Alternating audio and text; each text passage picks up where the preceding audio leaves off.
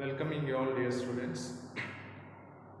We will discuss in today's session about the business law. ವಾಣಿಜ್ಯ ನ್ಯಾಯದ ಕುರಿತು ನಾವು ಚರ್ಚೆಯನ್ನು ಮಾಡಬೇಕಾಗಿದೆ. ಹಾಗಾಗಿ ಬಿಸ್ನೆಸ್ ಲಾ ಡೆಫಿನಿಷನ್ ಏನು ಅಂತ ಹೇಳಿ ನಾವು ನೋಡಬೇಕು. ಅಂದರೆ ಒಂದು ವ್ಯವಹಾರ ಮಾಡುವಾಗ ಅದರದೇ ಆದಂಥ ನ್ಯಾಯದ ಚೌಕಟ್ಟಿನಲ್ಲಿ ಆ ವ್ಯವಹಾರವನ್ನು ಅಥವಾ ಆ ವಾಣಿಜ್ಯವನ್ನು ನಾವು ಮಾಡಬೇಕಾಗ್ತದೆ, ಬಿಸ್ನೆಸ್ಸನ್ನು ಮಾಡಬೇಕಾಗ್ತದೆ. ಸೊ ಇಂಡಿಯನ್ ಕಾಂಟ್ರಾಕ್ಟ್ ಆ್ಯಕ್ಟ್ 1872 ಭಾರತೀಯ ಒಪ್ಪಂದದ ಕಾಯ್ದೆಯ ಪ್ರಕಾರ 1872ರಲ್ಲಿ ಈ ಕಾಂಟ್ರಾಕ್ಟನ್ನು ಡಿಫೈನ್ ಮಾಡಿದ್ದಾರೆ. ಒಪ್ಪಂದವನ್ನು ಅವರು ಏನು ಮಾಡಿದ್ದಾರೆ, ಡೆಫಿನಿಷನ್ಸನ್ನು ಕೊಟ್ಟಿದ್ದಾರೆ. ಸೊ ಆ ಡೆಫಿನಿಷನ್ ಯಾವ ಥರ ಇದೆ ಅಂದರೆ, an agreement which is enforceable by law, ಕಾನೂನಾತ್ಮಕವಾಗಿ ಕಾನೂನಿನ ಚೌಕಟ್ಟಿನಲ್ಲಿ ಊರ್ಜಿತವಾಗಲ್ಪಡುವಂತಹ ಯಾವುದೇ ಒಪ್ಪಂದವನ್ನು ನಾವು ಕಾಂಟ್ರಾಕ್ಟ್ ಅಂತೇಳಿ ಹೇಳ್ತೀವಿ. ಕಾನೂನಾತ್ಮಕವಾಗಿರಬೇಕು, ಕಾನೂನು ಚೌಕಟ್ಟಿನಲ್ಲಿರಬೇಕು. ಯಾಕಂದರೆ ಪ್ರತಿಯೊಂದು ವ್ಯವಹಾರ ಮಾಡುವಾಗ ಅದು it is governed by the statute or law ಅಂತೇಳಿ ಹೇಳ್ತೀವಿ. ಲೀಗಲಿ ಅದು ಎನ್ಫೋರ್ಸೇಬಲ್ ಆಗಿರಬೇಕು. ಯಾವುದೇ ವ್ಯವಹಾರ ಮಾಡಿದ್ರು ಕೂಡ ಅಷ್ಟೇ. ನಾವೀಗ ಹೋಟೆಲ್ ಬಿಸ್ನೆಸ್ ಮಾಡ್ಬೋದು, ಅಥವಾ ನಾವೊಂದು ಜಾಯಿಂಟ್ ವೆಂಚರ್ನ ಮಾಡಿರ್ಬೋದು ಬಿಸ್ನೆಸ್ ಮಾಡೋಕ್ಕೆ. ಸೊ ಆ ಥರದ ಒಂದು ವ್ಯವಹಾರ ಮಾಡುವಾಗ all the business should be enforced by law. So then only it can become a contract. So contract ಅಂತ ಹೇಳಿದ್ರೆ an agreement which is in oral form or written form, ಬರವಣಿಗೆಯಲ್ಲಿ ಇರ್ಬೋದು, ಲಿಖಿತ ರೂಪದಲ್ಲಿ, ಅಥವಾ ಓರಲಿ ಇರ್ಬೋದು, ಮೌಖಿಕವಾಗಿರ್ಬೋದು. ಅಂತಹ ಒಪ್ಪಂದಗಳು ಶಾಸನಬದ್ಧವಾಗಿ ಕಾನೂನಾತ್ಮಕವಾಗಿ ಜಾರಿಯಾಗಲ್ಪಟ್ಟಿದ್ದರೆ ಅದನ್ನು ನಾವು ಕಾಂಟ್ರಾಕ್ಟ್ ಅಂತೇಳಿ ಹೇಳ್ತೀವಿ. So all agreement are not contract, but all contracts are agreement. All contracts are agreement, but all agreements are not contract. ಎಲ್ಲ ಒಪ್ಪಂದವು ಇದಾಗೋದಿಲ್ಲ, ಏನು ಊರ್ಜಿತ ಆಗಿರೋದಿಲ್ಲ. ಬಟ್ ಒಪ್ಪಂದವು ಆಲ್ ಕಾಂಟ್ರಾಕ್ಟ್ ಅದು ಅಗ್ರಿಮೆಂಟ್ ಆಗಿರ್ತದೆ ಅಂತ. ಸೊ ಹಾಗಾಗಿ 2 ಫ್ಯಾಕ್ಟರ್ಸಲ್ಲಿ ನೋಡಬೇಕು, 2 ಅಂಶಗಳನ್ನು ನಾವು ನೋಡಬೇಕು ಬಿಸ್ನೆಸ್ ಲಾನಲ್ಲಿ, ಅಂದರೆ ಕಾಂಟ್ರಾಕ್ಟ್ನಲ್ಲಿ. ಒಪ್ಪಂದದಲ್ಲಿ 2 ಅಂಶಗಳು ಗಮನಿಸಬೇಕು. ಮೊದಲನೇದು ಅಗ್ರಿಮೆಂಟ್, ಒಡಂಬಡಿಕೆ. ಎರಡನೇದು ಆಬ್ಲಿಗೇಷನ್, ಹೊಣೆಗಾರಿಕೆ. ಒಡಂಬಡಿಕೆ ಇರಬೇಕಾಗ್ತದೆ. ಈಗ 2 ಪಾರ್ಟಿಗಳು, for the parties to the contract, for the parties to the agreement, one is a offerer, another one is a accepter, ಅಥವಾ ಆಫರರ್ ಆ್ಯಂಡ್ ಆಫರಿ ಅಂತ ಹೇಳ್ತೀವಿ. ಈಗ ನಾನು ಪ್ರಸ್ತಾಪನೆ ಮಾಡ್ತೇನೆ, ಐ ಆಮ್ ಆಫರಿಂಗ್, ಆಹ್ವಾನಿಸ್ತೇನೆ ಬೇರೆಯವ್ರನ್ನ ಬಿಸ್ನೆಸ್ ಮಾಡೋಕ್ಕೆ, ಅಥವಾ ಅಗ್ರಿ ಆಗಲಿಕ್ಕೆ, ನನ್ನ ಹೇಳಿಕೆನ ಅಗ್ರಿ ಮಾಡಲಿಕ್ಕೆ. ಸೊ ಇನ್ನೊಬ್ಬರು ಅದನ್ನು ಅಕ್ಸೆಪ್ಟ್ ಮಾಡಬೇಕು. ನಾನು ಹೇಳುವಂಥ ಅಥವಾ ನಾನು ಆಫರ್ ಮಾಡಿದಂಥ ಬಿಸ್ನೆಸ್ ಮಾಡೋಕ್ಕೆ ಇನ್ನೊಬ್ಬರು ಅಕ್ಸೆಪ್ಟ್ ಮಾಡಬೇಕು. ಅದು ಮುಕ್ತ ಮನಸ್ಸಿನಿಂದ ಅವ್ರು ಅಕ್ಸೆಪ್ಟ್ ಮಾಡಬೇಕು. ಓಕೆ. ಸೊ ಅಂಥದ್ದು ಇರುವಾಗ 2 ಅಂಶಗಳನ್ನು ನೋಡ್ತೀವಿ.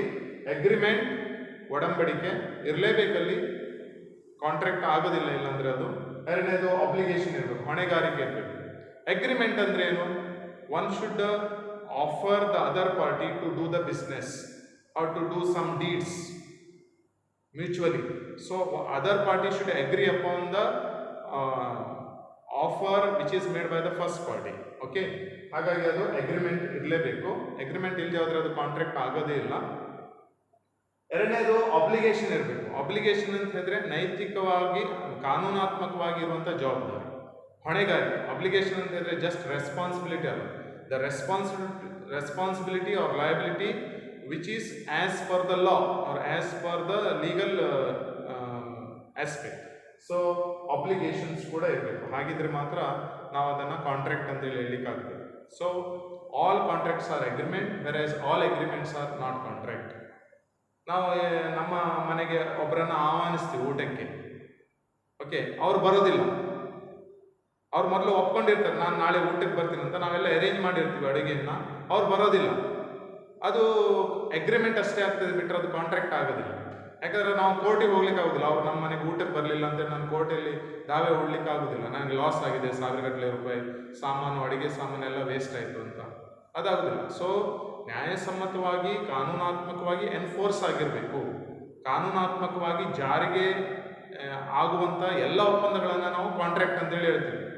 ಕಾನೂನಾತ್ಮಕವಾಗಿರುವಂಥದ್ದು ಮಾತ್ರ ಒಪ್ಪಂದ ಆಗಿರ್ತದೆ. ಇತರೆ ಅಗ್ರಿಮೆಂಟ್ಸ್ಗಳು ಇರ್ತವೆ. ಈಗ ನಾವು ನಿಮಗೆ ಕ್ರಿಕೆಟ್ ಮೈದಾನಕ್ಕೆ ಕ್ರಿಕೆಟ್ ಆಡಲಿಕ್ಕೆ ಕರಿತೀವಿ, ನೀವು ಬರೋದಿಲ್ಲ. ನಿಮ್ಗೆ ಬರದೇ ಇರಲಿಕ್ಕೆ ಭಾಳಷ್ಟು ರೀಸನ್ಸ್ ಇರ್ತದೆ, ಅಥವಾ ವ್ಯಾಲಿಡ್ ರೀಸನ್ಸ್ ಇರ್ತದೆ. ಹಾಗಂತೇಳಿ ಅದು ಇಶ್ಯೂ ಕ್ರಿಯೇಟ್ ಮಾಡ್ಲಿಕ್ಕೆ ಆಗೋದಿಲ್ಲ. ನಾವು ಲೀಗಲಿ ನಿಮ್ಮ ಮೇಲೆ ಆ್ಯಕ್ಷನ್ ತೊಗೊಳ್ಲಿಕ್ಕೆ ಆಗೋದಿಲ್ಲ. ನಾವು ಇವತ್ತು ಆಫ್ಲೈನ್ ಕ್ಲಾಸ್ ಮಾಡ್ತೀವಿ, ನೀವು ಬರ್ರಿ ಅಂತ ಹೇಳಿದರೆ ನಿಮಗೆ ಬರಲಿಕ್ಕೆ ಆಗೋದಿಲ್ಲ. ಯಾಕಂದರೆ ಪ್ಯಾಂಡಮಿಕ್ ಟೈಮಲ್ಲಿ ಬರೋದಷ್ಟು ಈಸಿ ಅಲ್ಲ, ಮತ್ತು ಅದಕ್ಕೆ ಆರ್ಡರ್ ಕೂಡ ಆಗಿರೋದಿಲ್ಲ ಯೂನಿವರ್ಸಿಟಿಯಿಂದ. ಹಾಗಂತೇಳಿ ಅದು ಕಾಂಟ್ರಾಕ್ಟ್ ಆಗೋದಿಲ್ಲ.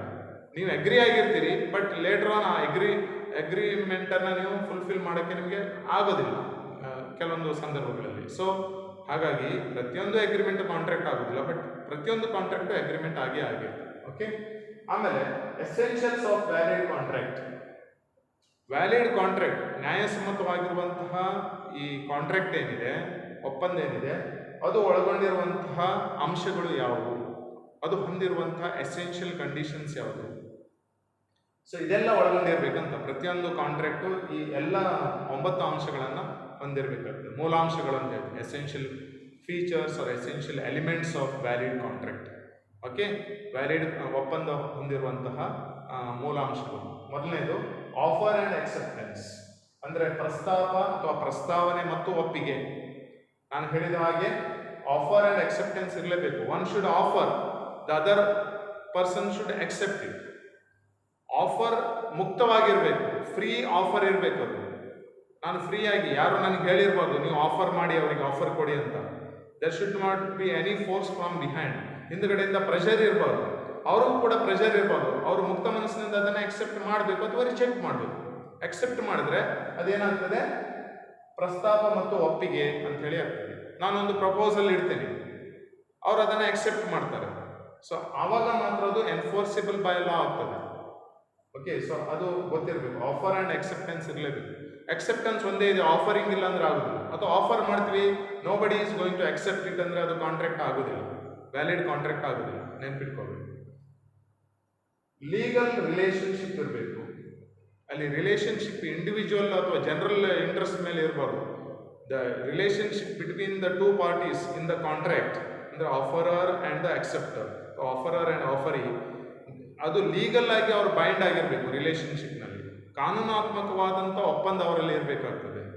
ವೈಯಕ್ತಿಕವಾದಂತಹ ಅಥವಾ ಸಾಮಾನ್ಯವಾದಂತಹ ಅಥವಾ ನಾರ್ಮಲ್ ಆಗಿರುವ ನೈಸರ್ಗಿಕವಾಗಿರುವಂತಹ ಒಪ್ಪಂದ ಆಗಿರಬಾರ್ದು. ಕಾನೂನು ಚೌಕಟ್ಟಿನಲ್ಲಿ, ಆ ಪರಿಚ್ಛೇದದಲ್ಲಿ ಅದರ ಬಗ್ಗೆ ಒಂದು ಅಡಕ ಇರಬೇಕಾಗ್ತದೆ. ಹಾಗಾಗಿ ಲೀಗಲ್ ರಿಲೇಶನ್ಶಿಪ್ ಇದ್ರೆ ಮಾತ್ರ ಅದು ಏನಾಗ್ತದೆ, ವ್ಯಾಲಿಡ್ ಕಾಂಟ್ರಾಕ್ಟ್ ಆಗ್ತದೆ. ಸೊ ನ್ಯಾಯಬದ್ಧ ಸಂಬಂಧ ಇರಬೇಕಾಗ್ತದೆ. ಯಾಕಂದರೆ ಆ ಸಂಬಂಧಗಳು ಮುರಿದ್ರೆ, ಲೀಗಲಿ ಅವರು ಯಾರಾದರೂ ಒಬ್ಬ ಅಕ್ಸೆಪ್ಟ್ ಮಾಡದೇ ಇದ್ರೆ, ಆ ಲೀಗಲಿ ಅದು ಎಕ್ಸಿಕ್ಯೂಟ್ ಆಗೋಂಗಿರ್ಬೇಕು. ಕೋರ್ಟಿಗೆ ಹೋದರೆ ಆ ಕೋರ್ಟ್ ಕೇಸ್ ನಡೆಯೋಂಗಿರ್ಬೇಕು, ಆ ಥರ. ಸೊ ಎರಡನೇದು. ಮೂರನೇದು ಲಾಫುಲ್ ಕನ್ಸಿಡರೇಷನ್, ಅಂದರೆ ನ್ಯಾಯಸಮ್ಮತವಾದಂಥ ಪ್ರತಿಫಲ. ಈಗ ನಾನು ಒಂದು ಬಿಲ್ಡರಿಗೆ ಹೇಳ್ತೇನೆ, ನನಗೊಂದು ಹೌಸನ್ನು ಬಿಲ್ಡ್ ಮಾಡಿಕೊಡು ಅಂತ, ನನ್ನ ಜಾಗದಲ್ಲಿ ನೀನೊಂದು ಹೌಸನ್ನು ಕನ್ಸ್ಟ್ರಕ್ಟ್ ಮಾಡಿಕೊಡು ಅಂತೇಳಿ ಆ ಬಿಲ್ಡರ್ ಜೊತೆ ನಾನು ಕಾಂಟ್ರಾಕ್ಟ್ ಮಾಡಿರ್ತೇನೆ. ಒಂದು ಅವನಿಗೆ 30 ಲಕ್ಷ ಅಗ್ರಿಮೆಂಟ್ ಪ್ರಕಾರ, ಕಾಂಟ್ರಾಕ್ಟ್ ಪ್ರಕಾರ ನಾನು ಒಪ್ಪಂದ ಮಾಡಿರ್ತೇನೆ 30 ಲಕ್ಷ ಕೊಡೋದು. ಅವನು ಅದು ಬಿಲ್ಡಿಂಗನ್ನು ಆನ್ ಟೈಮ್, ನಾನೊಂದು ಡೆಡ್ ಲೈನ್ ಕೊಟ್ಟಿರ್ತೇನೆ ಅವನಿಗೆ, ಈ ತಿಂಗಳ ಒಳಗಡೆ ಅಥವಾ ಈ ಡೇಟಿನ ಒಳಗಡೆ ನನಗೆಲ್ಲ ಫುಲ್ಲಿ ಫರ್ನಿಶ್ಡ್ ಹೌಸ್ ರೆಡಿ ಆಗಿರಬೇಕು. ನಾನು ಗೃಹ ಪ್ರವೇಶ ಮಾಡೋದನ್ನು ಮಾತ್ರ ಇಟ್ಕೊಂಡಿರ್ಬೇಕು, ಬಾಕಿ ಎಲ್ಲವೂ ಕೂಡ ನೀವೇ ನೋಡ್ಕೊಳ್ಬೇಕಂತೇಳಿ 30 ಲಕ್ಷದ ಅದು ಅಗ್ರಿಮೆಂಟ್ ಆಗಿರ್ತದೆ, ಲಾಫುಲ್, ಲೀಗಲಿ ಆಗಿರ್ತದೆ.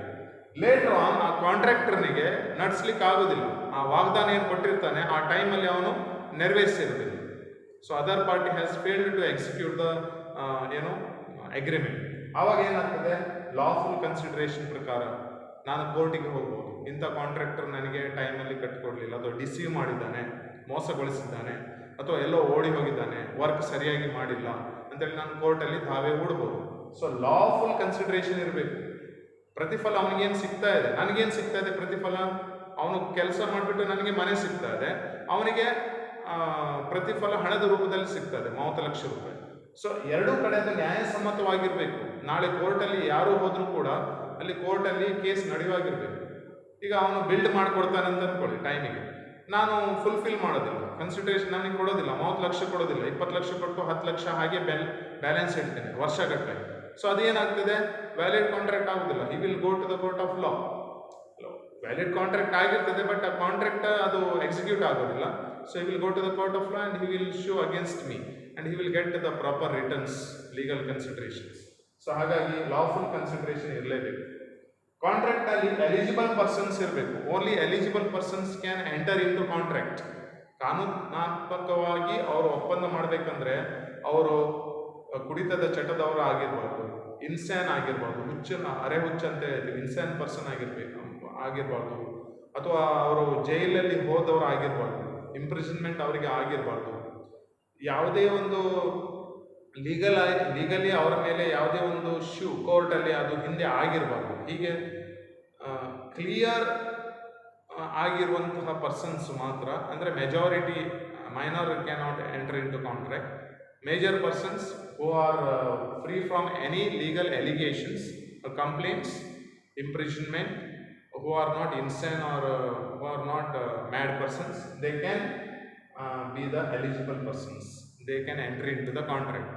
Okay, ಆಮೇಲೆ ಫ್ರೀ ಆ್ಯಂಡ್ ಜೆನ್ವಿನ್ ಕನ್ಸೆಂಟ್ ಇರಬೇಕು, ಮುಕ್ತ ಸಮ್ಮತಿ ಇರಬೇಕು, ಮುಕ್ತ ಸಮಾಲೋಚನೆ ನಾವು ಮಾಡಬೇಕು. ಫೈನಲಿ ನಾವು ಅಗ್ರಿಮೆಂಟಿಗೆ ಸೈನ್ ಮಾಡುವಾಗ ಕಾಂಟ್ರಾಕ್ಟ್ ಆ್ಯಕ್ಟ್ ಪ್ರಕಾರ ಅದೇನಾಗ್ತದೆ, ಮುಕ್ತವಾದಂಥ ಸಮಾಲೋಚನೆ ಒಡಂಬಡಿಕೆ ನಮ್ಮಲ್ಲಿ ಇರಬೇಕಾಗ್ತದೆ. ಓಕೆ, ಫ್ರೀ ಆಗಿ ನಾವು ಅದನ್ನು ಚರ್ಚೆ ಮಾಡಿಕೊಂಡು ಒಪ್ಪಂದ ಮಾಡ್ಕೊಳ್ಬೇಕು ಕಾನೂನಾತ್ಮಕವಾಗಿ. ಸೊ ಅದು ಫ್ರೀ ಕನ್ಸೆಂಟ್ ಅಥವಾ ಫ್ರೀ ಜೆನ್ವಿನ್ ಕನ್ಸೆಂಟ್ ಅಂತ ಹೇಳಿ, ಮುಕ್ತವಾದಂತಹ ಸಮ್ಮತಿ ಅಂತ ಹೇಳಿ. ಲಾಫುಲ್ ಅಬ್ಜೆಕ್ಟ್, ಅಲ್ಲಿ ಒಂದು ಉದ್ದೇಶ ಇರಬೇಕಾಗ್ತದೆ, ಲೀಗಲಿ ಅದು ಎಕ್ಸಿಕ್ಯೂಟ್ ಆಗುವಾಗ ಇರಬೇಕಾಗ್ತದೆ. ಸೊ ಆ ಉದ್ದೇಶವನ್ನು ಹೊಂದಿಕೊಂಡಿದ್ರೆ ಮಾತ್ರ ನಾವೇನಾಗ್ತದೆ, ಕಾಂಟ್ರಾಕ್ಟನ್ನು ಎಕ್ಸಿಕ್ಯೂಟ್ ಮಾಡ್ಲಿಕ್ಕೆ ಆಗ್ತದೆ, ಅಗ್ರಿಮೆಂಟ್ ಆಗ್ತದೆ. So every contract should have lawful object. Okay, ನ್ಯಾಯಸಮ್ಮತವಾದಂಥ ಉದ್ದೇಶ ಇರಬೇಕು. Because it should be governed by the law applicable to the nation. General law and order ಏನಿದೆ ಕಂಟ್ರಿಯಲ್ಲಿ ಅಥವಾ ದೇಶದಲ್ಲಿ, ಅದರ ಪ್ರಕಾರವಾಗಿ ನಾವು ಅಗ್ರಿಮೆಂಟ್ ಕಾಂಟ್ರಾಕ್ಟನ್ನು ಮಾಡ್ಕೊಳ್ತಾ ಹೋಗಬೇಕು. ಸೊ ಅದು. ಆಮೇಲೆ ಅಗ್ರಿಮೆಂಟ್ ನಾಟ್ ಡಿಕ್ಲೇರ್ಡ್ ವೈಡ್, ಅನೂರ್ಜಿತವಾಗಿರಬಾರ್ದು. ನಾವು ಮಾಡ್ಕೊಂಡಿರುವಂಥ ಅಗ್ರಿಮೆಂಟು ಅನೂರ್ಜಿತವಾಗಿರಬಾರ್ದು. ಈಗ ಫಾರ್ ಎಕ್ಸಾಂಪಲ್, ನಾನು ಒಬ್ಬನಿಗೆ 10,000 ರೂಪಾಯಿ ಕೊಡ್ತೀನಿ, ಒಬ್ಬ ಮಂತ್ರವಾದಿಗೆ ಅಂತ ಅಂದ್ಕೊಳ್ಳೋಣ. ಅವನೇನಂತಾನೆ, 10,000 ರೂಪಾಯಿ ನಿಮ್ಗೆ ಕೊಟ್ಟರೆ, ನಾನು ಅವನಿಗೆ ಕೊಟ್ಟರೆ ಅವ್ನು ನನಗೆ ಬೇಕಾದಂತಹ ಮನೆನೋ, ಬೇಕಾದಂತಹ ಪರಿಸರನೋ, ಬೇಕಾದಂಥ ಐಟಮ್ ಏನು ಕೂಡ ಮಾಡಿಕೊಡ್ತಾನೆ ಅಂತೇಳಿ ನನಗೆ ವಾಗ್ದಾನ ಕೊಡ್ತಾನೆ. ಆ 10,000 ರೂಪಾಯಿ ನಾನು ಅವನಿಗೆ ಕೊಡಬೇಕು, 10,000 ರೂಪಾಯಿ ಕೊಡ್ತೇನೆ. ಬಟ್ ಆ ಮಂತ್ರವಾದಿ ನನಗೆ ಬೇಕಾದಂತಹ ಮನೆನೋ, ಪರಿಸರವನ್ನು, ಅಥವಾ ಒಂದು ಗಾರ್ಡನ್ನೋ, ಬೇಕಾದ ಯಾವುದೇ ಐಟಮ್ಸ್ ಅವನು ಮಾಡಿಕೊಡೋದಿಲ್ಲ. ಮಂತ್ರದಿಂದ ತಂತ್ರಗಾರಿಕೆಯನ್ನು ಮಾಡಿಕೊಡ್ಲಿಕ್ಕೆ ಆಗೋದಿಲ್ಲ. ಹಾಗಂತೇಳಿ 10,000 ರೂಪಾಯಿ ಅವನು ತಗೊಂಡಿದ್ದಾನೆ ಅಂತೇಳಿ ನಾನು ಕೋರ್ಟಿಗೆ ಹೋಗ್ಲಿಕ್ಕೆ ಆಗೋದಿಲ್ಲ. ಹೋದರೆ ಅದು ಲಾಫುಲ್, ಎನ್ಫೋರ್ಸ್ ಆಗೋದಿಲ್ಲ. It can't be enforceable by law. So contract should be such that which should be enforceable by law. ಹಾಗಾಗಿ ಏನಾಗ್ತದೆ, ನ್ಯಾಯಸಮ್ಮತವಾದಂಥ ಉದ್ದೇಶ, ಅದ್ರ ಜೊತೆಗೆ ಅನೂರ್ಜಿತವಾಗಿರಬಾರ್ದು, ಊರ್ಜಿತವಾಗಿರ್ಬಾರ್ದು. ಅಂದರೆ ಕೋರ್ಟಿಗೆ ಹೋದರೆ ಅದು ಕೇಸ್ ನಡೆಯುವಾಗೇ ಇರಬೇಕು, ಪ್ರಕರಣ ಅವರನ್ನು ದಾಖಲು ಮಾಡಿಕೊಂಡು ಅದಕ್ಕೆ ಅವರು ಸಮ್ಮತಿ ಕೊಡಬೇಕು. ಆಮೇಲೆ certainty and possibility of performance, ಅಂದರೆ ನಿಸ್ಸಂದೇಹವಾದ ಸಾಧ್ಯವಾಗುವ ನಿರ್ವಹಣೆ. Certainty and possibility of performance, possible ಆಗುವಂಗಿರ್ಬೇಕು. ಈಗ ನಾವು ಯಾವುದಾದ್ರೂ ಕಾಂಟ್ರಾಕ್ಟ್ ಮಾಡ್ಕೊಂಡ್ರೆ, ಪರಸ್ಪರ ಅಗ್ರಿಮೆಂಟ್ ಮಾಡ್ಕೊಂಡ್ರೆ, ಅದು ನೆರವೇರುವ ಹಾಗೆ ಇರಬೇಕು, ನೆರವೇರುವ ಹಾಗೆ ಇರಬೇಕು. ಪಾಸಿಬಲ್, ಸಾಧ್ಯತೆ, ಅದರ ಸಾಧ್ಯತೆ 100ಕ್ಕೆ 100ರಷ್ಟು ಇರಬೇಕು. ಅಸಾಧ್ಯವಾದಂತಹ ಬೆಳವಣಿಗೆಗಳ ಕುರಿತಾಗಿ ನಾವು ಒಪ್ಪಂದ ಮಾಡ್ಕೊಳ್ಳಿಕ್ಕೆ ಆಗೋದು, ಸಾಧ್ಯತೆ ಇರಬೇಕು. ಈಗ ನಾಳೆಗೆ ದೇವರನ್ನೇ ತಂದು ನಿಲ್ಲಿಸ್ತೇನೆ ಅಂತೇಳಿ ಒಬ್ಬನೇ ಹೇಳ್ತಾನೆ, ಅವನು ದೇವರು ತಂದು ನಿಲ್ಲಿಸಿದ್ರೆ ನಾನು 1 ಕೋಟಿ ರೂಪಾಯಿ ಕೊಡ್ತೀನಿ ಅಂತ ನಾನು ಒಪ್ಪಂದ ಮಾಡ್ಕೊಂಡಿದ್ದೆ. ಅದೆಲ್ಲ ಸಾಧ್ಯವಾಗುವಂಥ ಮಾತಲ್ಲ. ಓಕೆ, ಸೊ ಅದನ್ನು ನಾವು ನೋಡಬೇಕು. Next 9th one is legal formalities. Legal formalities ಅಂದರೆ it should be well within the framework of the legal aspect. Contract act 1872 ಅದನ್ನೇ ಹೇಳ್ತಾ ಇರೋದು. The agreement which is enforceable by law, legally ಅದು execute ಆಗುವಂಗೆ ಇರಬೇಕು. ಹಾಗಾಗಿ ಲೀಗಲ್ ಚೌಕಟ್ಟಿನಲ್ಲಿ ಅದು ಇರಬೇಕು, ಕಾನೂನಿನ ಚೌಕಟ್ಟಿನಲ್ಲಿ. So legal formalities should be followed by both the parties who are entering into the contract. So these are the essentials of valid contract. Next topic we will discuss now.